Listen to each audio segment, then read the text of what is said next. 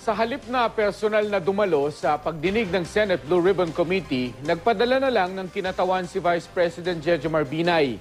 Nadismaya naman dito si Senador TG Ginggona na siyang nagbigay ng formal na imbitasyon sa Vice Presidente. Hindi pinayagan ng Senado mga kinatawan ni Binay na humarap sa pagdinig. Makibalita tayo kay Gretchen Legaspi. Hindi po dumalo si Vice President Binay na sinayang niya ang mahalagang pagkakataon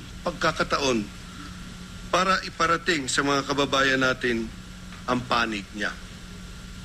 Nagpadala man ng formal na imbitasyon ng Senate Blue Ribbon Committee kay Vice President Jejomar Binay tulad ng kanyang hiling. Hindi pa rin siya dumalo sa pagdinig ng Senado kaugnay ng umano'y overpriced na Makati City Hall Building 2 at iba pang alekasyong ibinabato laban sa kanya. Sa halip, ang mga kinatawan ni Binay ang nagpunta sa Senado. Hiniling daw nilang si una Interim Secretary General Attorney J.V. Bautista ang magbabasa ng statement ng Vice Presidente. Magsusumiti rin daw sana sila ng affidavit. Ayon sa kampo ni Binay, nakapaloob sa affidavit ang detalyadong sagot nila sa mga akusasyon laban sa kanila. Gusto raw sana nilang mailagay ito sa permanenteng record ng Senado, pero hindi ito pinagbigyan ng mga senador. We will not allow the statement to be read, also the affidavit. This is the statement that we should have read into the records this morning had we been allowed. Wala akong makitang katiyakan na ako ay bibigyan ng pagkakataon na magpahayag ng malaya. Kikilalanin ang aking karapatan o tatratuhin ng may paggalang ang tanggapan ng pangalawang Pangulo ng Pilipinas.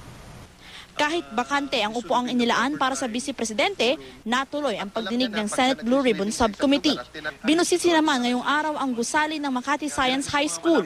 Ayon kay Attorney Renato Bondal na isa sa mga nagsampa ng reklamong plunder laban kay Binay, mahigit 800 milyong piso raw ang sobra sa halaga ng pagpapatayo ng tinawag niyang pinakamahal na high school sa bansa.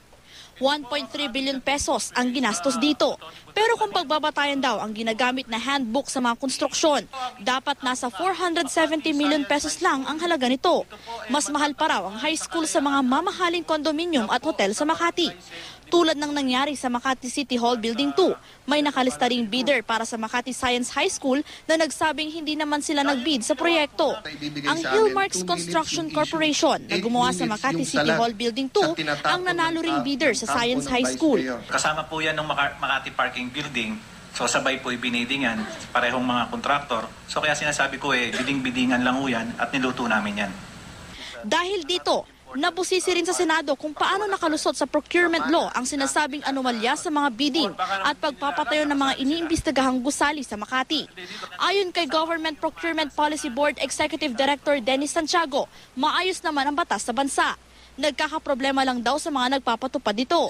Dati nang itinanggi ng kampo ng mga Binay na may anomalya sa konstruksyon ng Makati City Hall Building 2 at ng Makati Science High School. Nasa Cebu ngayon si Vice President Binay para dumalo sa anibersaryo ng Boy Scouts of the Philippines. Sa isang panayam sa radyo sa Cebu, sinabi niyang hindi tama ang halaga ng gusali na binabanggit sa Senado.